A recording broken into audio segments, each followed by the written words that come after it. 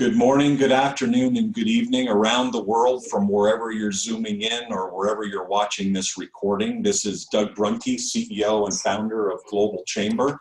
We have an exciting opportunity today to hear about more of the things that are going on around the world, hot opportunities.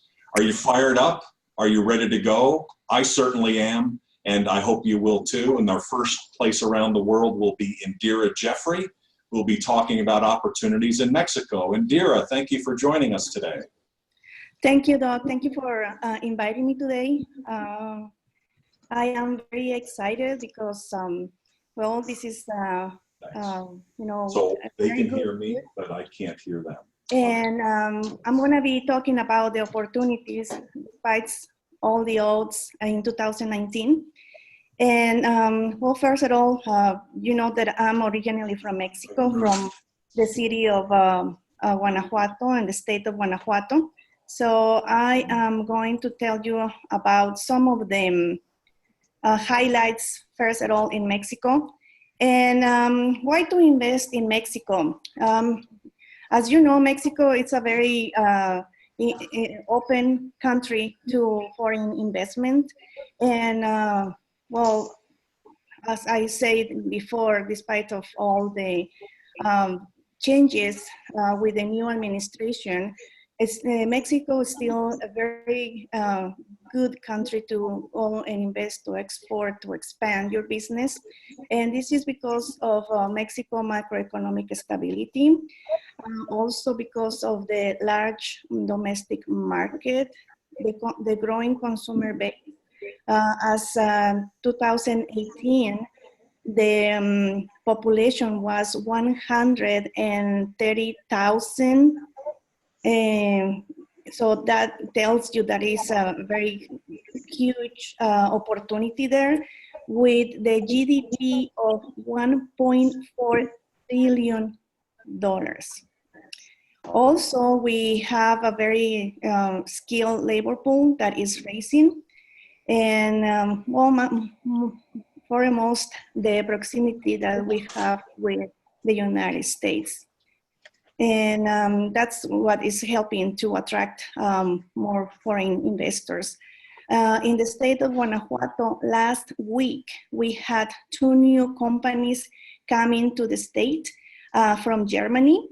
One is Walter's Shop, it's an automotive company, and also CAMAX. CAMAX is going to generate 215 employment just for this year, and that will tell you that what is the interest of other countries to keep investing in Mexico. What are the sectors that receive more foreign direct investment? Well, the automotive, aerospace, telecommunications, financial services. Just on the last 5 years in Guanajuato, they have come several financial institutions as Union Bank, that is a bank that merged with Bank of Tokyo Mitsubishi. They are investing, opening new offices in Guanajuato, and Banco Sabadell from Spain. Also, the sector of electronics is very, very big and investing in Mexico, in the state of Guanajuato. Also, the free trade agreements. Mexico has signed 13 free trade agreements covering 50 countries, and they have 32 reciprocal investment promotion.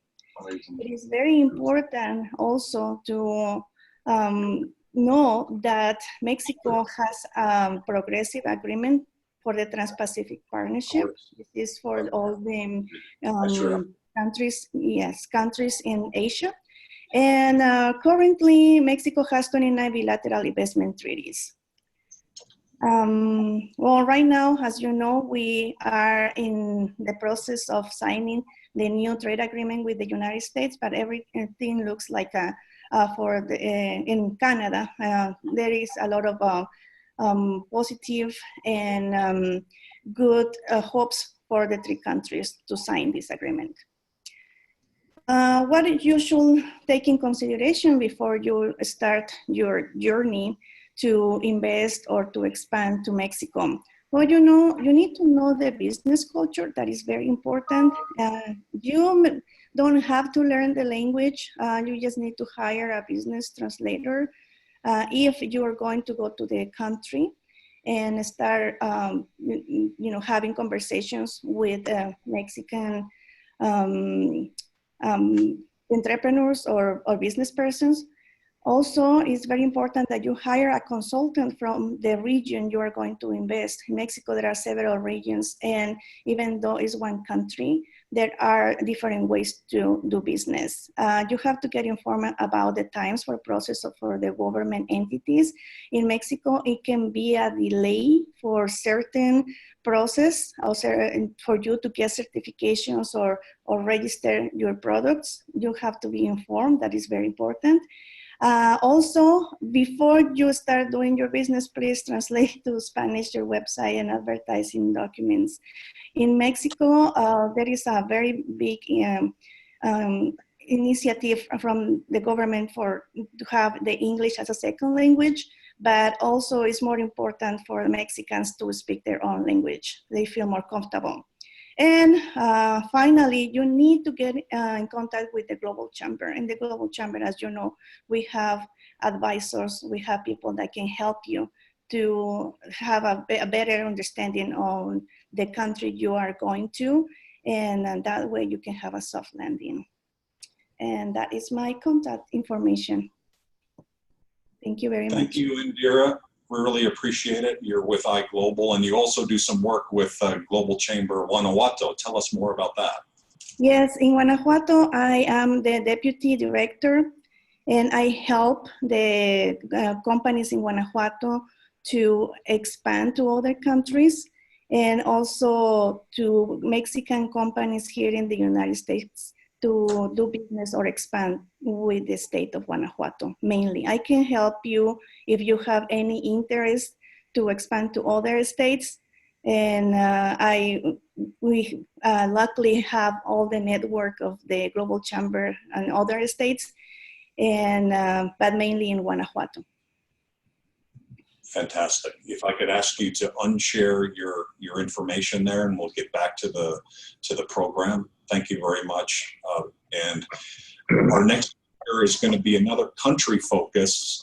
Paul Vousden is the Global Chamber Executive Director in London. He's got a team there. And Paul, there's a few things happening in the UK these days. And we understand there's something called Brexit that's impacting you and our members there and members around the world. And you're going to be sharing more today about what those implications are. Thank you for your time. Thank you. Yes, you mentioned the dreaded B word over here, which is on everyone's lips. And sadly, it has, I'm sure you've watched the news, it's one of those issues that sort of divided the nation. And in many ways, it's divided households, because you probably remember in our history, we had the Roundheads and the Cavaliers. We had a civil war back in the 16th, 17th century, a bit like that. Those who believe fervently that we should stay in the EU, and those who think we should go alone and leave. So just a bit of background on why we've got to this, because several EU countries have had referenda before and decided to stay. Though in Ireland, it was interesting, they had to ask the question 6 times before they got the answer they wanted to, which is to stay, because actually there was a groundswell against the EU. And I'm not here to talk badly about the EU. I think it's got some fantastic quality. But it's just quite interesting, just from my own personal experience. My sister-in-law is French, and so I speak to her quite regularly. And she said there is a rising concern about the EU, not because of the trade, that's great, everyone recognizes that and so forth, but it's this creeping sort of federalism, if you like, which people are moving against. And I think that, without being too simplistic about this, one of the main reasons why people voted to come out. But back to our own situation, what's happening with Brexit is causing a lot of uncertainty. And that's obviously having an impact on business confidence. People don't know what's going on. They delay decisions. So we're seeing a lot of businesses are holding back on buying decisions, on expansion and so on and so forth, which is obviously not helping the economy. It's also having an impact on our housing market, which is unusual for the UK. We have a really massive housing shortage in the UK. So house prices generally just creep up year on year, and they've suddenly stagnated. So, so that's the negatives. But the positives are that we will come out of this. As you know, our new Prime Minister, Boris Johnson, has said we will come out by October 31st. And although there are lots of moves afoot to stop him doing that, my personal view is he probably will actually make it happen.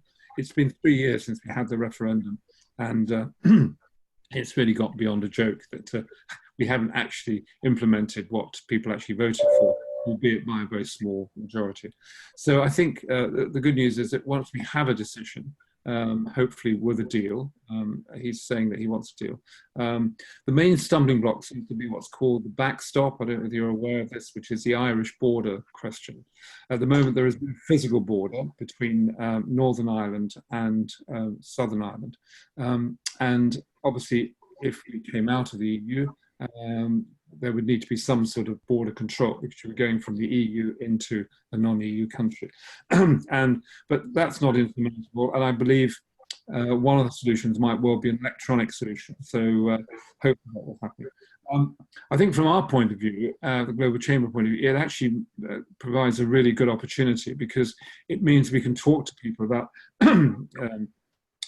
marketing into other markets, which they perhaps hadn't thought about. I think many businesses have got, not complacent, but very used to dealing with the EU. It's very close to home, and they often, it's their supply chain or their customers. So this gives us a chance, I think, to actually say to people, look further afield. I mean, interestingly, I went to Dubai recently in the United Arab Emirates, and there's a market which is absolutely booming. I don't know what our presence there is, Doug, but it really is quite impressive. They're getting ready for World Expo next year in Dubai, and they have sort of 24-hour construction sites going. I feel sorry for some of the guys having to work in the heat, but they're extending the subway and all that sort of stuff. And they're really going for it. I mean, it's quite extraordinary. So, and they're looking for our goods and services. So again, I think we need to reach out to those countries. And again, it would be good to hear from other people about opportunities for trade with British companies looking to get to markets outside of the EU. So yes, it's a difficult time. It's a hiatus for us, but I think there are lots of opportunities out there, and we just need to. Sometimes it's the old thing, people feel the fear, but your fear is actually the fear of fear itself, rather than actually, the implication. It's going to happen one way or the other. You've just got to get on with it and actually find a way of working through. I think most business people are very pragmatic, and so yes, we're here with very optimistic faith despite what's going on. There we go. Hope that's helpful.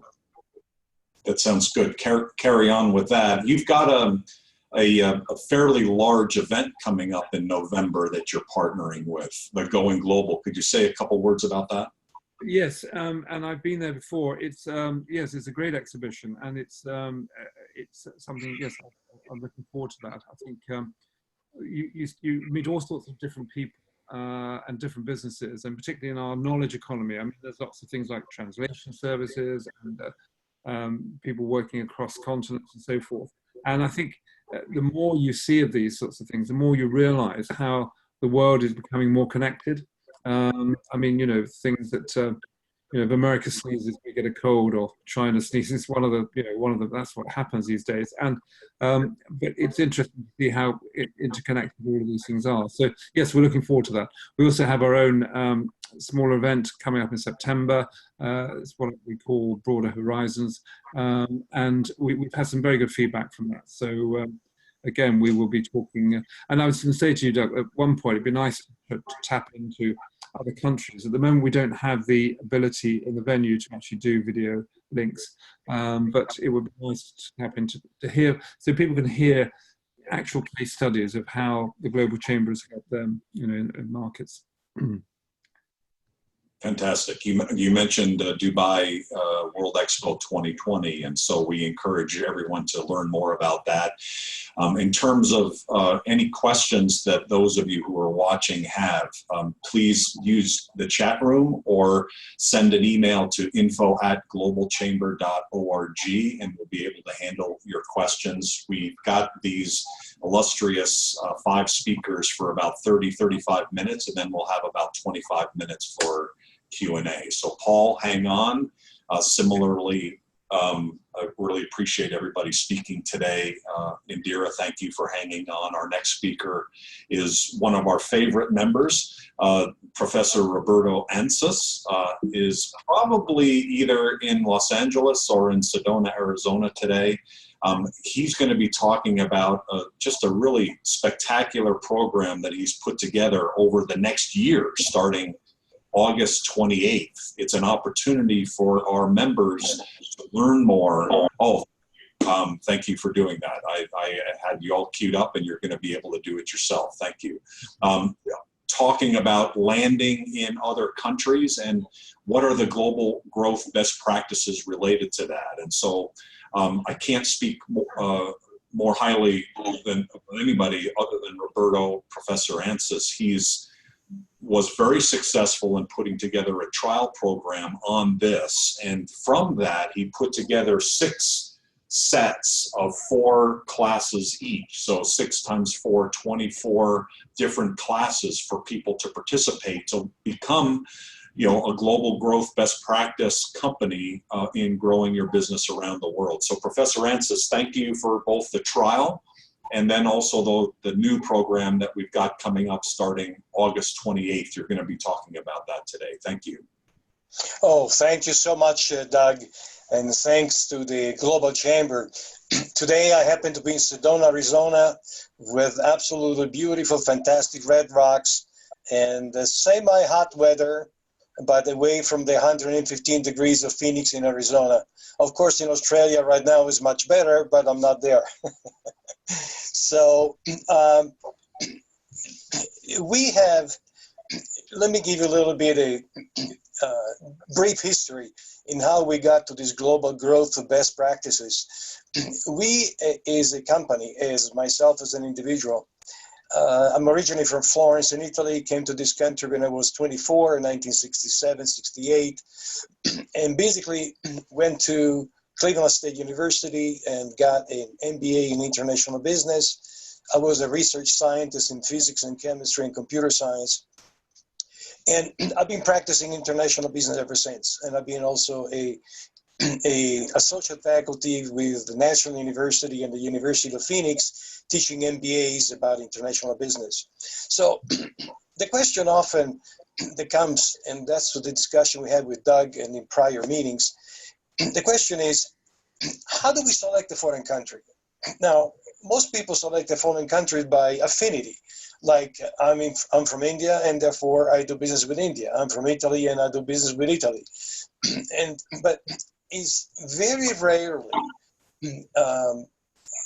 people utilize quantitative methodologies to actually identify how do I get to a particular country, why I should select the country, what is the risk, and everything else. So in about 40 years of international business and working with many, many international associations, we found out certain rules.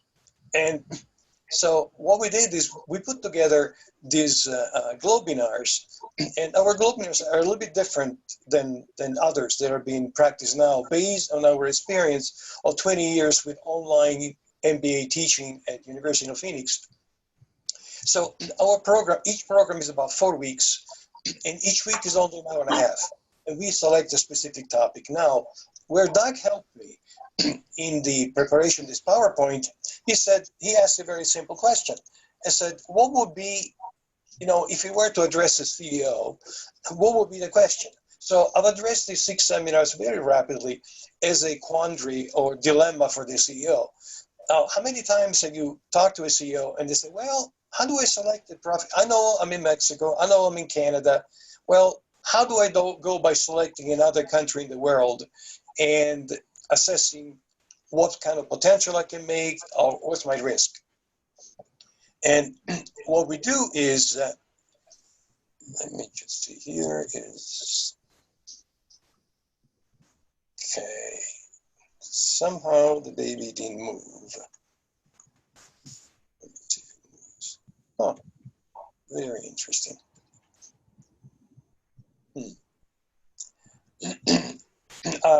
Doug, can you engage your PowerPoint from your point?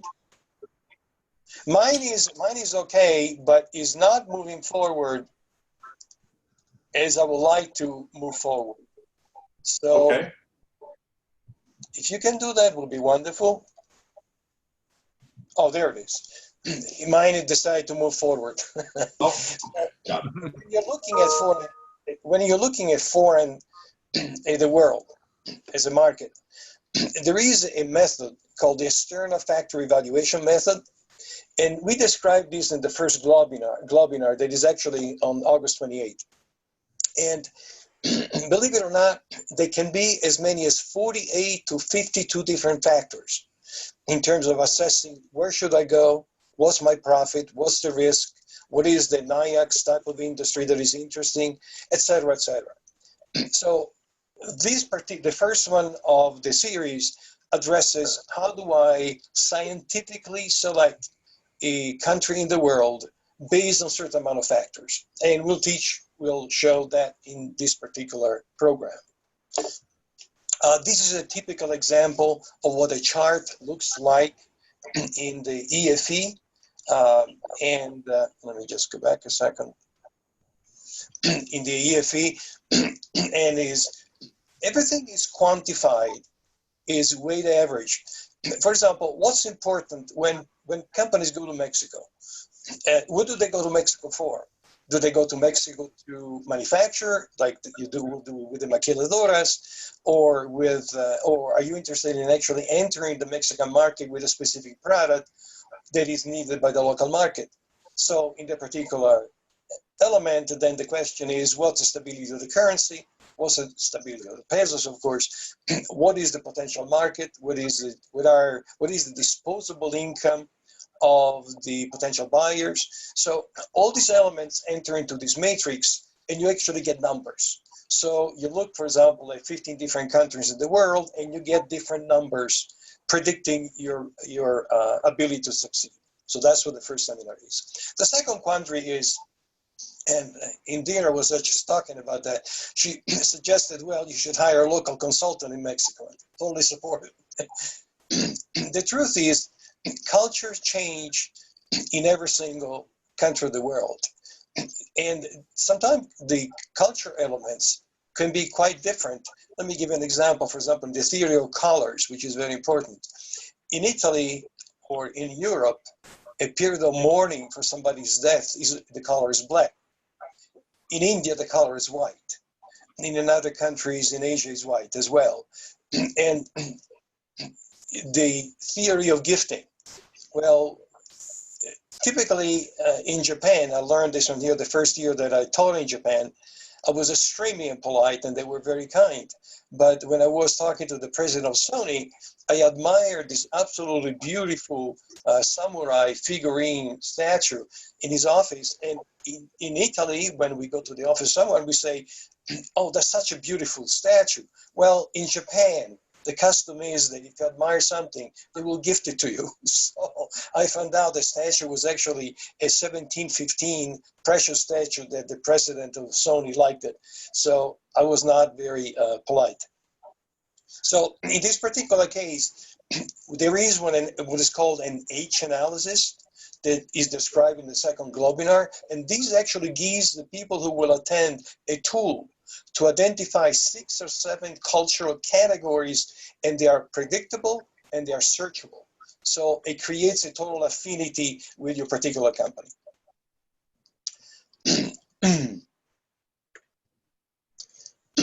The other point is the third question, the CEO money is very important. And so the question is, how much do I price for this product in Mexico, in India, in Pakistan, in Italy, in Germany, and so that I don't lose sales. And actually, there's a misspelling there. Wonderful. So that I don't lose sales. Well, there are 12 different pricing strategies.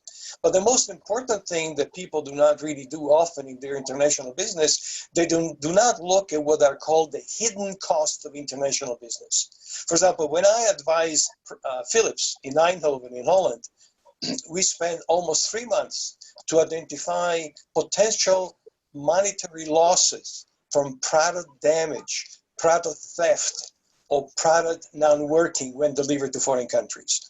So all these are factored in this third Globinar for the Global Chamber.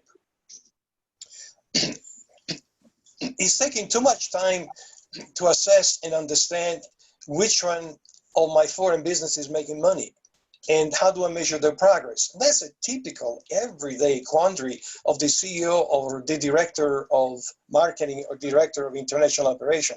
How can I tell? Yes, my salespeople tell me they're doing fantastic. They're telling me these wonderful stories, wonderful opportunities, but at the bottom line is I'm not making any money. So what we decided to do is follow the principle. If you cannot measure it and you cannot monitor it, you cannot manage it. So we talk about metrics in the fourth Globinar and dashboards. Can you believe we can create metrics and dashboards that inform the international manager of the profitability daily? Not weekly, not monthly, not every 6 months like a CPA would do, daily. So if you have daily information about how your market is doing based on numbers, not opinions, then it is very likely that you can fix what doesn't work. Fifth, we are in trouble. What do I do when inflation climbs rapidly in the country? For example, if since Indira is from Mexico, what happens if I'm in Mexico and I have a very large investment, let's say $20, $30 million, and all of a sudden overnight, the pesos loses by 30% the exchangeability with the US dollar or any other foreign country? What do I do? Because on my balance sheet, they will look like a 30% loss for assets. Well, there are ways to fix it. And two, there are so many things that one can say, but we've been involved in international business for 40 years. So we learned a lot what to do during, before, and after an occurrence happens. For example, what if Brazil puts exchange control so you cannot return your profits from, let's say, Rio de Janeiro on what you made in 2019? There is a solution for that. That's the fifth Globinar.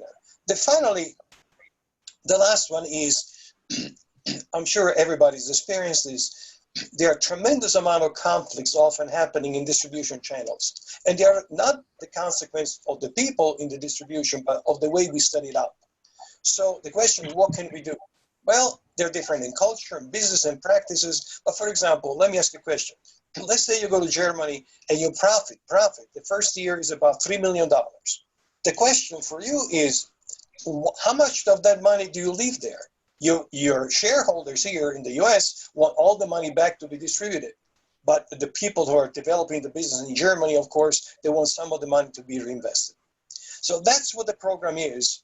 And is absolutely, I just love it. I just love the Global Chamber.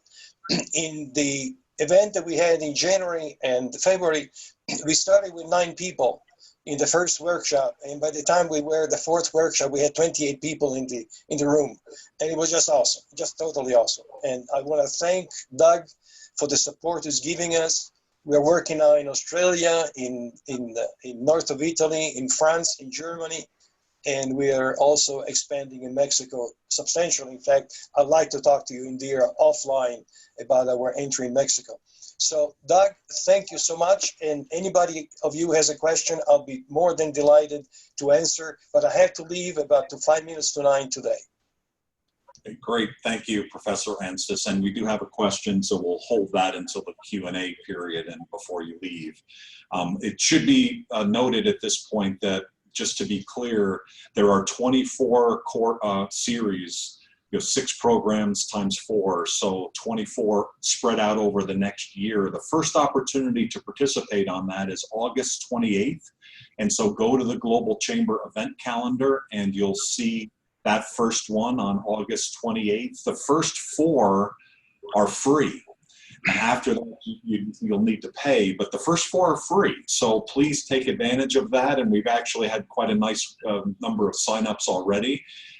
I've personally listened to the prototype of this earlier this year, and just to hear the conversations. And as Professor Ancis mentioned, the conversations were amazing in terms of, you know, how they were sharing their own business, how they were learning to take their business to the next level. So I highly encourage you to check that out, the August 28th event. And if you have any questions, again, info@globalchamber.org, and we'll be able to help you. Our next speaker, we're going to go all the way to South Africa. So Dishen Maharaj is the co-founder of Business Enabling Toolbox. This is just an extraordinary new opportunity for not just South African companies, but companies all over the world to energize global growth. And so Dishen, thank you so much for sharing more today about your opportunity. Thank you, Doug. Good evening, all good evening to all from South Africa. Doug, I thank you to you and the Global Chamber team for this opportunity. I'm delighted to be a panelist speaking on SME growth, particularly in emerging markets. But that being said, I'd like to get straight into my topic. I think it's always good to set the scene and provide some context with some statistics. The World Bank Group suggests that there are currently around 365 to 445 million SMEs operating in emerging markets. From this number, only 80 to 100 million are formal registered tax-paying entities, with the balance being the exact opposite. Another interesting fact is that 25% of businesses or SMEs fail within the first year, with 50% of them failing within their first 4 years. Now that's scary if you ask me, and this is just in emerging economies. Let's now think about the number of informal SMEs operating in the rest of the world. And if we were to combine these and try and formalize these, what this would do to local and global economies, and not forgetting SME sustainability and growth. Now, if I bring this closer to home, in South Africa, there are roughly 1.5 million unregistered or informal SMEs, such as local supermarkets or general traders, which really operate wherever they can. The potential for growth in societal change here too is massive. However, not all these informal and formal SMEs have the necessary support structures or systems in place to allow for growth and sustainability. So what do we mean? Well, currently in the South African context, large corporates are being forced to think about how they positively impact the societies they operate in and the role they can play to promote SME trade. Because of this, specialized development programs with varying focuses are run. However, these run for short periods of time and only assist or a handful of SMEs actually benefit from them. The group of SMEs without any form of support is the category that I'd like to focus on and talk about. Based on our experience of being an SME ourselves and through working on various SME development programs, we see 5 common reasons why SMEs fail. These being capital constraints, lack of planning, ineffective marketing, no business oversight, and of course pricing. From these 5 reasons, there is an opportunity to learn and respond to failure or possible threats by using experiences as lessons. Essentially, we are saying that these factors impact all businesses, not size or industry specific. And what differentiates successful SMEs in their ability to be agile, to learn, respond, and adjust to the environments that are so dynamic. This brings me to my next point, learning. If we know that we operate and live in a world where information is available and accessible 24/7, and that the world is driven by technology, how are SMEs responding to this? It doesn't matter where SMEs operate, whether it be in emerging markets or not. Information and technology must be seen as an enabler. Some factors or tips for consideration that we believe SMEs should be capitalizing on are access to information, globalization, cost controls, and of course, information management. Let's look at these individually. If we were to look at access to information, we have access to information 24/7. This gives SMEs a competitive advantage which has changed drastically over the past decade. Research, statistics, and solutions are available to business owners with a click of a button. If we look at globalization, barriers to entry in certain instances have decreased. SMEs can now access a global market and have opportunities for global collaboration. Looking at cost controls, costs need to be controlled in any business to be effective and to be more competitive. Examples such as automation and outsourcing are just some of the actions that can be taken. mindful trade-offs have to be made. Lastly, and most importantly for us, is information management. Specifically, the accessibility, relevance, and validity of internal SME business performance data. This is crucial in any business. Should SMEs have the correct information available at the time it's needed, this could be used to make better informed business decisions. If an SME is looking to grow, improve, or transform, these should be considered. We understand that for an SME business owner, so much time is spent working in the business that not enough time spent on or working on the business to plan and adapt to the environment in which the business operates in. We also understand some of the main challenges that owning a business can bring. We aim to assist SMEs in becoming more sustainable, empowering them to make better decisions and fostering growth for their business. With that being said, as Doug mentioned, we have developed a product called BET, which is short for the Business Enabling Toolbox, but not limited to the SME market. With BET at your side, you don't have to take on these challenges alone. BET is a self-diagnostic digital advisor, giving you access to leading consultancy, guidance, your own real-time business performance dashboard, as well as tools and templates to be used within your business. Not being industry or business size specific, this makes BET a trusted advisor in the business owner's possession 24/7. By developing such a platform, we hope that we play our part to assist SMEs on their growth and sustainability journey, as well as uplifting the economies in which they're operating. I thank you guys for your time and for listening. Fantastic. Thank you, Dick. Really appreciate it. What's really exciting, that we see every day is that here's Dishen, in South Africa, and a lot of the issues that he has been dealing with for so many years are the same as they are in Ghana, as the same as Tokyo and China and the United States and Mexico and Brazil. And so for SMEs, we have a lot of things against us, but the good news is we have a lot of things for us. Number one being there's so many opportunities around the world, and now we have Global Chamber with members that are extraordinary, as you're seeing today. So thank you, Dishen, for your participation, not only in Global Chamber, you're sharing today, and we'll have more information and news about the launch of this offering as well, right? I believe you've got some things coming out in the next week or two. Yes, I do. And I've got exciting news for the Global Chamber folk as well, the members. So everybody keep an eye out on our weekly newsletters, and you'll be able to learn more.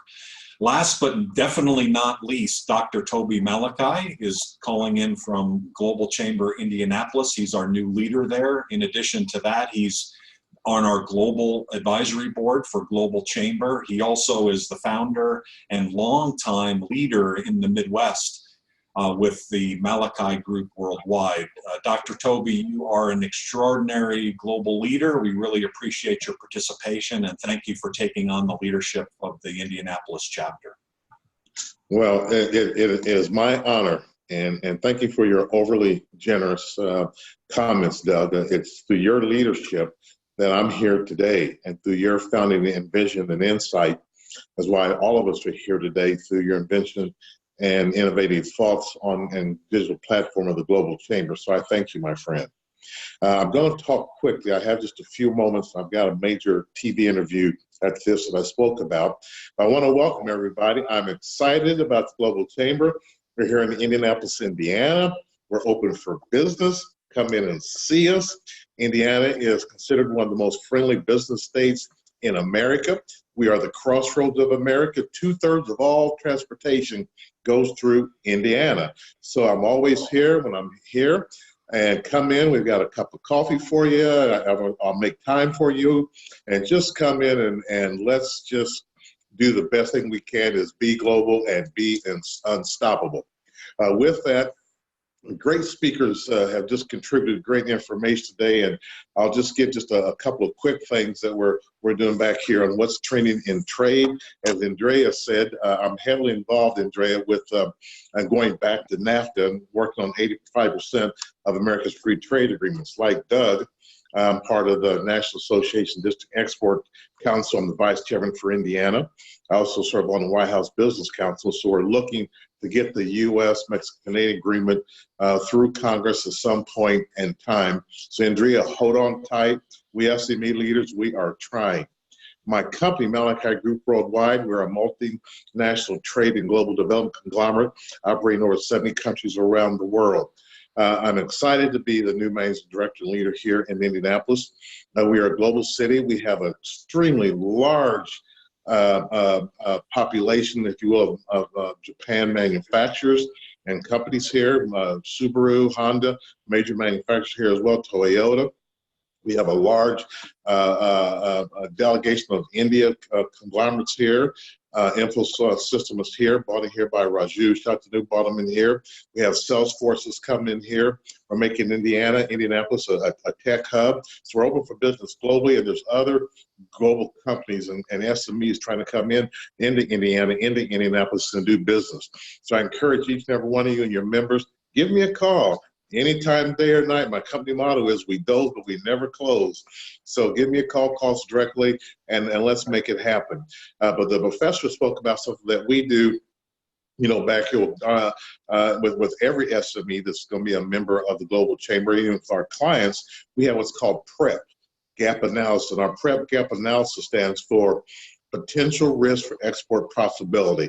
I won't get into that in specific today, but that takes from a company from A to Z, Z to A, whether you're General Motors Corporation, my former corporation, or whether you're an SME just new to export. This will give you a clear, comprehensive look inside your company. A lot of things have changed in trade. We call it the new reality. I call it the new reality of trade. One thing that I do think what's going on here in America about, I'm pulling my hair out right now with a little bit I have left, is that the President of the United States of America has, in some sense, made my job a little easier. It used to be, when you talked about trade here in Indiana or Indianapolis, or even around America, people would say, like, what's trade? You know, you have to take maybe an hour and a half to talk about trade. But thanks to people like Doug, his leadership in the Global Chamber, and the President of the United States of America has put trade on the front burner now. Everybody, I can stop anybody in the street in Indianapolis, Indiana, or if I'm in New York, or if I'm in Mexico, I'm in California, or if I'm in New Orleans, wherever I'm at, and I miss the word trade, somebody will have an opinion about trade now. So for that, that's made it easier for we SMEs now to sell our goods and services around trade. So for that, I'm grateful. However, we have challenges as SMEs, and some of those challenges can put us all behind the 8 ball, and it's difficult. Now, I'm not going to sit here and tell you, we've been this going over 38 years. Trade is not an easy proposition. It's no place for the faint-hearted. That's why I love it, because men and women who are involved in it, some of the greatest people I've ever met in my life. What do we look for now in this new realities of trade? We have to come with different strategies now. Different strategies. The old way of doing business in trade now is not going to work today in the reality. We need strategies now on market access, professors talked about, and the gentleman in South Africa, you know, getting partners now, finding a business entrepreneur, a business translator, finding someone who's familiar with your environment to help walk you and navigate you through the maze right now.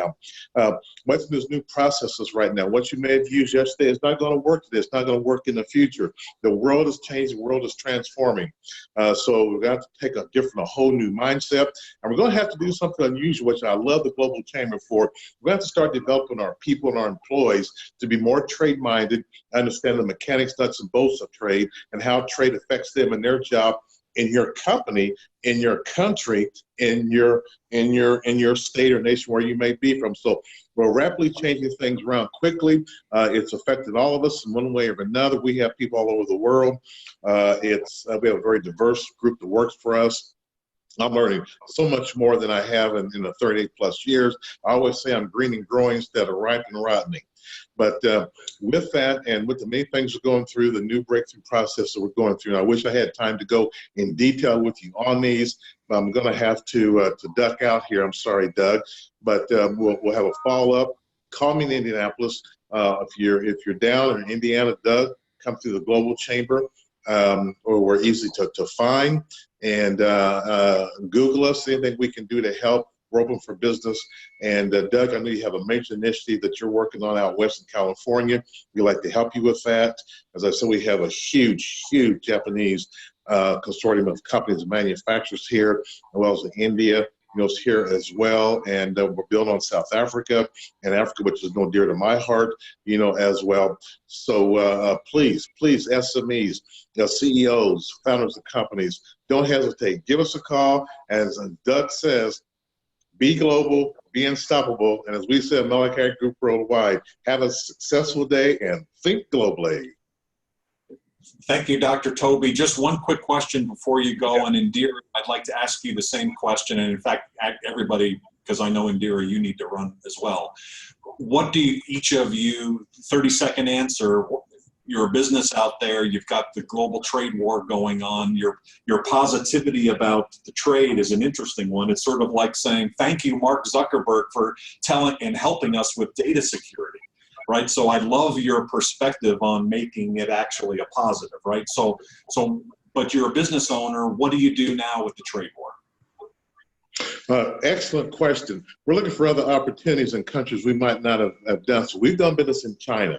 Right now, China is a tough nut to crack with all's going on. So we look to Vietnam. Vietnam has some of the same kind of thing that you can get in China, buy in China, business in China. Vietnam is a great country to do that in. It's one of the TPP countries that we pulled out of. So I like Vietnam as a country moving forward. We like Dubai.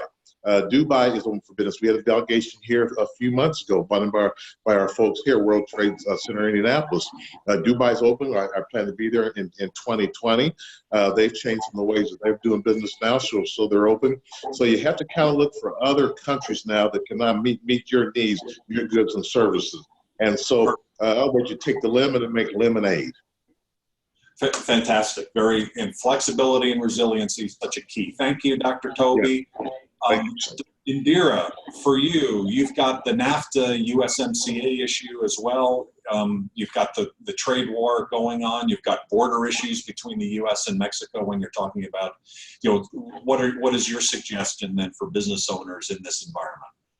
Yes, it is very challenging right now with all the issues around Mexico and the border, like you said. And unfortunately, the events of last week with the mass shooting, focusing on the Hispanic population.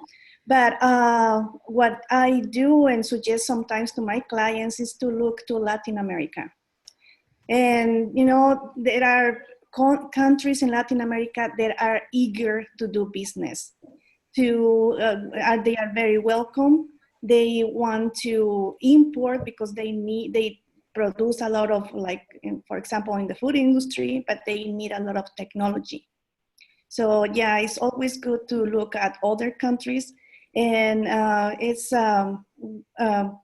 very also healthy for a company to be expanding, not just to one specific country, but it is good to have, not all the eggs in one nest. Okay, great ideas. And I think Professor Ancis, your program really is designed not just to capture new opportunities, but also to handle that concept, right? Have not all your eggs in one basket and look at it quantitatively. Could you tell us a little bit more about kind of your perspectives on that? Oh, absolutely. We have always lived in a very dynamic world. The world changes. We may not want to change, but the world changes. So the question is, do we adapt to the new changes intelligently, or do we resist it and eventually disappear? So in my experience, this entire turmoil in the world about trade agreements, about duties, is really actually creating a tremendous amount of opportunities for my clients and for people. All you have to start thinking is, if you stop thinking the way you thought 10, 20, 30, 40 years ago, and you start thinking, what do I need to do now to become profitable and successful? I mean, there's strategic alliance. For example, people don't know this, but for example, to go to Europe and to avoid any kind of entry duties of any kind, you can actually go to Montreal in Canada, set up a strategic alliance with a Montreal company, and because of the agreement between Montreal and France, you actually get in the EU for free. I mean, there's always a way to get around things and to create better opportunities. For example, right now in Italy, everybody says Italy, oh, we don't have money, the EU is a disaster, the currency is not strong. Well, the truth is, after my investigation with our reps back in north of Italy, we found out that Italy will buy anything that is high technology. So that's a great market for many of our American and Mexican clients. We actually have 2 clients from Mexico that we're going to bring directly to Italy because there's a great opportunity. So if you're intelligent, if you look at the markets for what they need, then the solution becomes quite simple. And yes, Vietnam is a fantastic place. I started working with students in Vietnam, opening up hospitals 25 years ago in Hanoi. And today they're billionaires. So the question is always look in the future. Don't be a black cat in a dark night without lights, because nobody can see you. Fantastic. Great perception there. Dishen, you're on a continent now where I believe almost all of the 54, 55 countries have joined into a trade collaboration. That creates opportunity as well. And so what's your perspective on what's going on in the world, and how should businesses, whether they're in Africa or anywhere else, be reacting today? Thank you for the question, Doug. I think, as I briefly mentioned, I think, with there's so much that we can control and so much on the same token that we can't control in our landscapes. And I think cross-collaborating or collaborating on a global scale using globalization to our advantage is actually the way to go. And no better way to do it through technology, right? So you mentioned Mark Zuckerberg earlier on. There's so much that he's done, but there's so much to be thankful for what he's done as well, And what he's done is basically just open us up to the rest of the world. If I look at the business landscape 10 years ago or 15 years ago when we first started out as a little SME, things were a lot different then. Now we've got greater opportunities for collaboration, and we're seeing it. The emerging markets are coming out very strong, and it's becoming very attractive for large manufacturing opportunities, and because of the labor force that is attached to it. So I do think that it is great. It creates an open, I wouldn't say a continent, but an open world, right? The sky's the limit. Fantastic. Before I'm going to ask Paul the same question, but I wanted to mention about Malaysia as well in terms of opportunity. Malaysia saw a year-on-year increase of foreign direct investment of 126%. For a lot of the reasons that we're talking about here. We're going to be talking to the Malaysian Investment Development Agency on November 6th. I got the email while we've been talking in the afternoon Eastern Time, US. And so be sure to have that on your agenda as well. Lots going on in some of these, what used to be called tiger countries in Asia, where manufacturing is shifting out of China into these countries. So Paul, if you read kind of what's out there online, there seems to be doom and gloom on the UK side, there's no hope kind of feeling, and yet the EU Union seems to be very positive about potentially taking business from the UK. I mean, what's the reality there? And then how can companies outside of EU and UK take advantage of what's going to happen over the next couple months? Because Brexit's going to probably happen in October, I think, right? And so how should we be reacting? Okay, thank you, Doug, for that. Yes, I really sort of echo a lot of what the other speakers have said. I think you do have to look outside your comfort zone, look at different markets and so on and so forth. We talked about Dubai, and there are others, as you say, Vietnam, and even South Korea. I mean, forget about North Korea, but South Korea is booming, and it has a huge influence on Asia, actually, in fashion and all sorts of different ways. So it's interesting to see what's going through. One of the things I would say, and I think this is emerging with the clients I deal with, is innovation. It's, you can always be innovative, and as I think Roberto was saying, things change. We've all got to change. I mean, we don't have any gaslighters anymore, but nobody ever warns them going away, and things have changed. The environment's becoming a huge talking point for everyone. So I think there will be huge opportunities with recycling, with better energy, and so on and so forth. One of the clients I'm working with are in the education technology space, and I'm hoping that they will come through the Global Chamber quite soon. They're an early stage company, but they've come up with a way of running psychometric tests for people, which I'm sure you're all familiar with. And to date, psychometric tests have been used for executives primarily, and, you know, are they suitable for jobs? But they're a very good way of actually testing innate skills in people and their natural preferences. What's interesting is the new generation that's coming through, Generation X and the millennials, as they're called, actually do not take kindly to pen and paper. They just don't do that anymore. You can thank Mr. Zuckerberg for that. Everything is done on social media, WhatsApp and so forth. So there's a whole cultural issue around young people. So they have turned psychometric tests into video games. And so you take a video game and you'll be able to test somebody's memory, their fluid IQ, their problem-solving skills, and their leadership potential, all through a video game, which is extraordinary. And they've partnered with Cambridge University, who have probably one of the world's most renowned psychometric testing centres.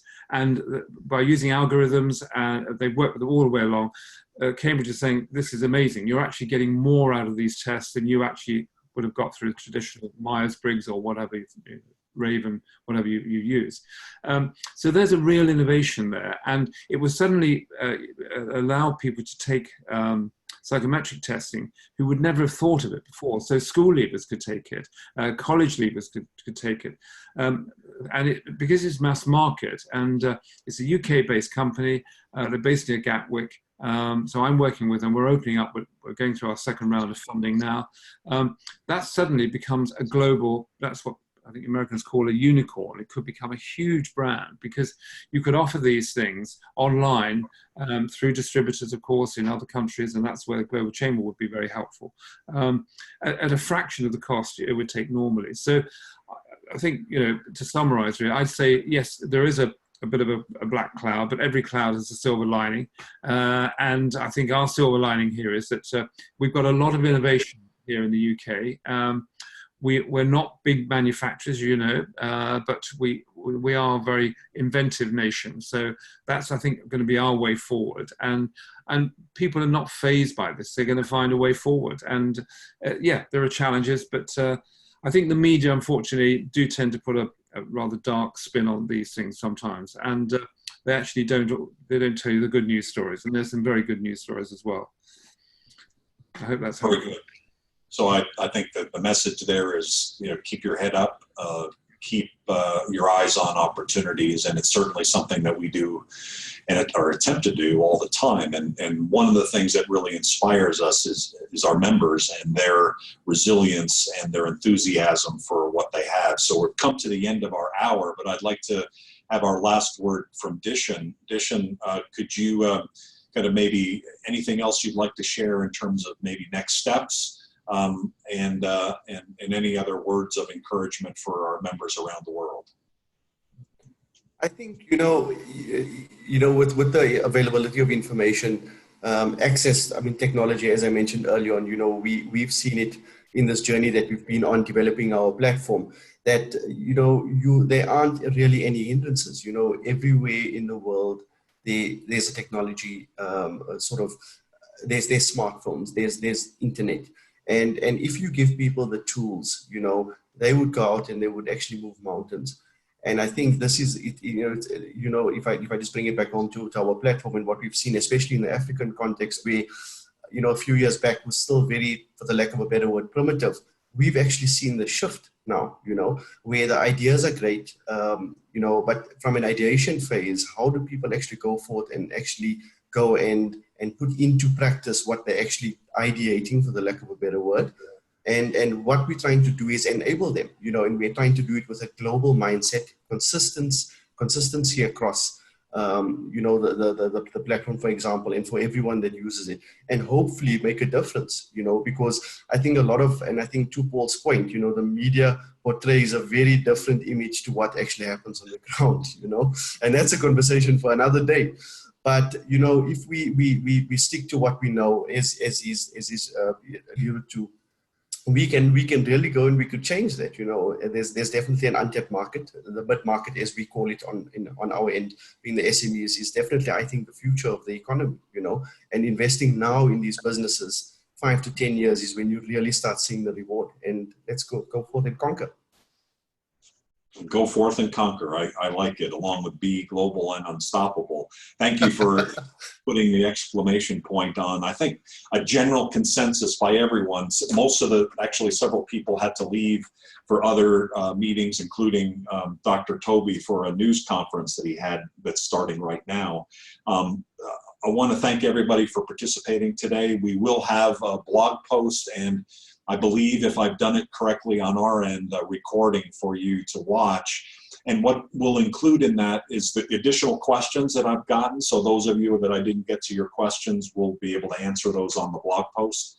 And also I'll link, if you haven't seen it yet, to some hot global opportunities that are around the world that we recently spoke about a few weeks ago. And I'll make sure that that is part of the link associated with this. Stay tuned and learn more about Professor Ancis's program that starts August 28th. So you'll be seeing more about that in our newsletters. If you're not part of our newsletter, send an email to info@globalchamber.org. And you'll also be seeing more about Dishen's new tool, the business enabling toolbox, over the next several weeks as well. And all of our speakers. So if you'd like to get a hold of any of our speakers, send us an email, info@globalchamber.org, and we're happy to connect up with you. Our next events, next week we have one in English, one in Spanish, about landing in other countries. Sounds familiar, right? So one is in English, one's in Spanish. We have every week 1 or 2 or more activities that are going on to help you keep your eyes open for that next opportunity that's going to help you grow your business successfully. Thank you, speakers. Paul, thank you very much, Dishen, and all of the speakers that we've had along the way. And thank everybody for joining. Take care. Have a great day and evening and the next day. Thank you very much, Doug. Very nice. Nice to see Take you. care, everybody. Cheers, Paul. Bye. Bye-bye.